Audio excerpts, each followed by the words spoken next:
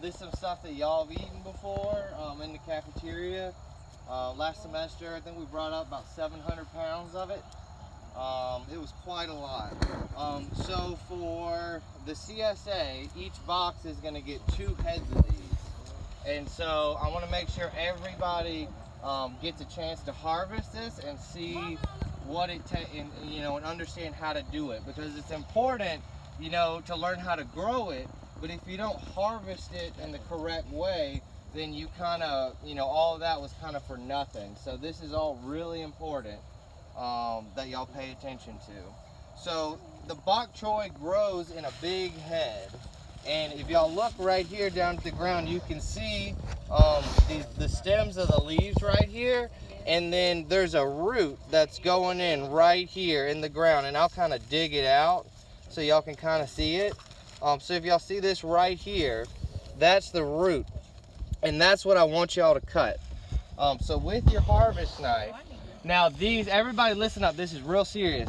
These are the sharpest knives that y'all have ever come into contact with. I mean, like, they look like nothing, but these are so incredibly sharp.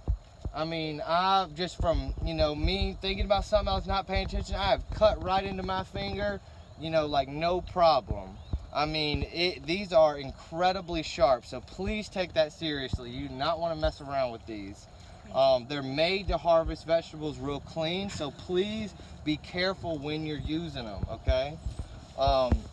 So what you're going to do with your harvest knife is go after that root, and you're going to cut on the soil kind of horizontal to the soil. You're just going to kind of chop it like that.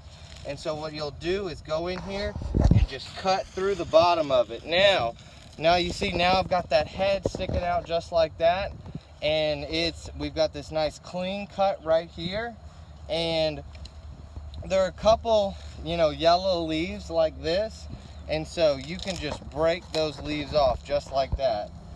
So something that looks like this, like it's yellow, it's got hole, it doesn't really look good. We don't want that on the Bok-Coi, but anything else, like y'all can look at all these other leaves, even though it's dirty on the bottom, and it's got that soil, it's clean on the top. It doesn't have, it only has a few holes. And so I want y'all to pick the biggest and the best looking Bok-Coi that you can find. And so you can just go down the row and get it. And so does anybody know why? So like the Bok-Coi is clean on top. Does anybody know why it's dirty on the bottom like this? Because they likely fan the dirt. The dirt, as the wind blows, it catches up the dirt, but it won't able to reach inside the leaf because it works like a natural filter system. So all the dirt passes under it instead of blocking where it touches the sun.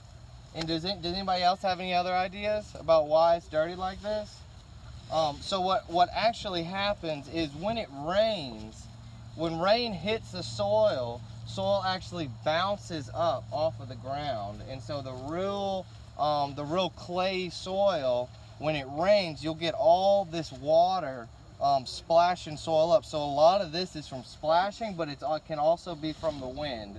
But that's why you'll see a lot of farmers that'll have plastic on their beds, just like that plastic right there. We actually did that on Friday for a demonstration, which will be planted this week. And so that's why it's dirty like this.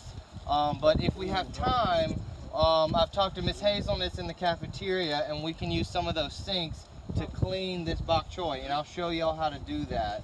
And hopefully soon I'll be able to have a way to wash it on the farm. But right now I don't have those kind of sinks. So we need 22 of these heads of Bok-Coi because I've got 11 CSA members, and so each one's getting 2.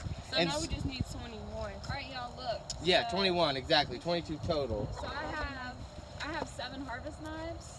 So here's 8.